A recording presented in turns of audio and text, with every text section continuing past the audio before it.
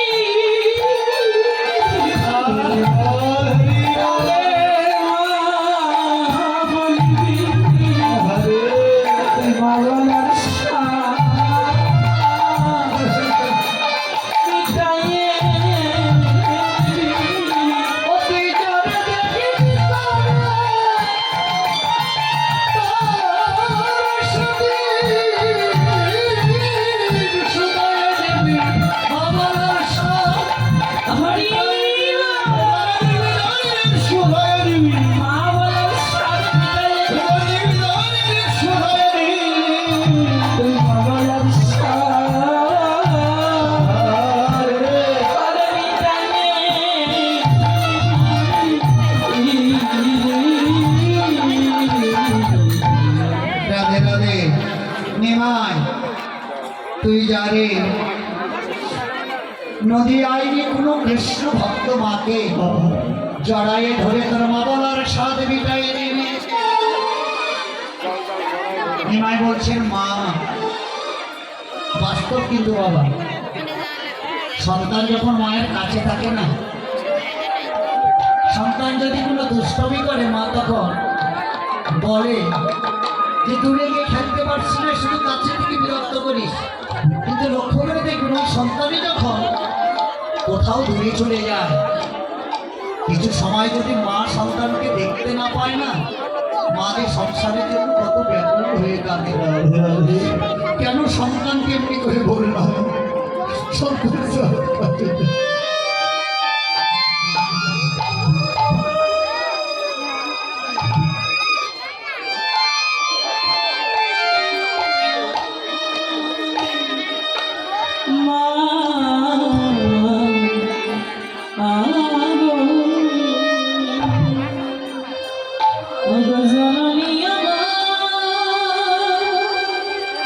মায়েদের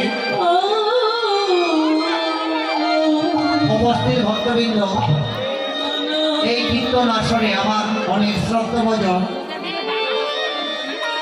জ্যাঠাবাবু এবং অনেক কৃষ্ণ ভক্ত আমাকে অর্থ দান করেছে। জানি না কি আশা উদ্দীপনা নিয়ে দান করেছেন, যে আশা উদ্দীপনা নিয়ে দান করুক না কেন, ভগবান যেন তাদের আশাগুলো পূর্ণ করে। এবং এখানে বসে যারা হরিনাম শ্রবণ করছে, আমি আমার গৌর হরির চরণে কৃতজ্ঞতা নিবেদন করে বলবো, প্রভু যারা তোমার মধুমাতা কৃষ্ণ নাম স্মরণ করছে, সবার অন্তরে তুমি কৃষ্ণ ভক্তি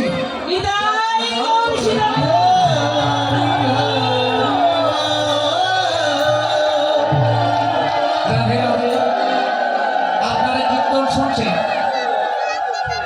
দেখে খুব ভালো লাগছে। তবে একটি কথা বলি, আমি প্রতিটি আসরেই কথাটা বলার চেষ্টা করি যে ভগবানকে কীর্তন শুনতে এসেছেন, সেজে এসেছেন, বিভিন্ন জন বিভিন্নভাবে সেজে এসেছেন। তা আরেকটু ভালোভাবে সেজে আসবে, যে সাজায় কর্ম আনন্দ আছে। সাজাটা কি একদিন তো সাজতে হবে নাকি? তবে কখন? প্রাণটা চলে যাওয়ার পরে। তাহলে আগে থেকে সাজিলে অসুবিধা আছে? যেখানে কীর্তন শুনতে যাবেন তিনটি জায়গায় সেজে যাবেন।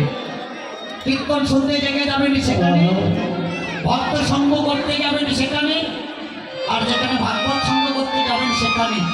সাজাটা কি বললেন? দাদর সঙ্গে তিলক। এই তিলক ধারণ করে যাবেন, দেখবেন কত আনন্দ পাবেন। সাজতে তো হবেই, তাহলে আগে থেকে সাজলে অসুবিধা কোথায়? দেখো, আপনার বাসায় গাউছিয়ায় আপনি অনেক অর্থ সম্পদের মালিক, অত্র এলাকার মানুষ আপনাকে সম্মান করে, সম্মান জানায়। কিন্তু এখান থেকে যখন আপনি আমাদের নওগাঁতে যাবেন, আপনাকে কেউ কিন্তু চিনবে না যে আপনি গাউছিয়ার একজন বিশাল অর্থ সম্পদের মালিক। নওগাঁর মানুষ আপনাকে তখনই সম্মান জানাবে যদি আপনার দাদার সঙ্গে তিলক থাকে। নওগাঁর আবাল বিদ্যা থেকে যুবতী নারী যে দেখবে, সেই আপনাকে জয় নিতাই, জয় গৌর বলে কাছে ডেকে নেবে। এটা বাস্তব। এই যে দেখুন, গতকাল আমরা যখন শিবের থেকে আসি, এই জায়গায় আমরা একটা গাড়িতে উঠেছিলাম। গাড়িতে কোথাও ছিট নাই, কয়েকটা ছিট। তা বাস্তব, ইসলাম ধর্মের একটি ছেলে, আমি গাড়িতে ওঠার পরে আমি প্রথমে গিয়ে দাঁড়ালাম, ছিট নেই, সব ছিটগুলো বুক হয়ে আছে। একটা ছেলে আমার চেয়ে অনেক বয়স কম, তার বয়স 17 বছর হতে পারে, 17 থেকে 18 বছর। আমি দাঁড়িয়ে থাকা, আমাকে দেখে সে উঠে দাঁড়ালেন, আমাকে বলছেন, আঙ্কেল এখানে বসেন। আমি বললাম, তুমি যাবে কিভাবে? বলছে, আমি গাড়ি থেকে যেতে পারবো, তুমি এখানে বসো। এই যে সম্মান জানালেন, তো শুধু আমাকে এরকম না, আপনারা যে কোনো জায়গায় যাবেন একটু তুলে পড়তে যাবেন, কারণ কখনই যে কার বাসি রেখে উঠবে সেদিন সাজার সময়।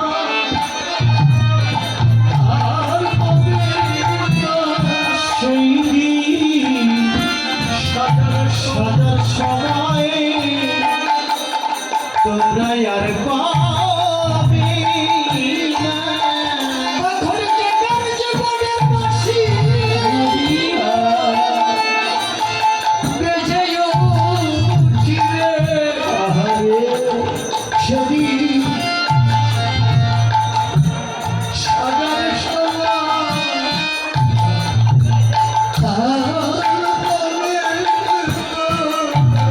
ওরে কখন যে কার বাসি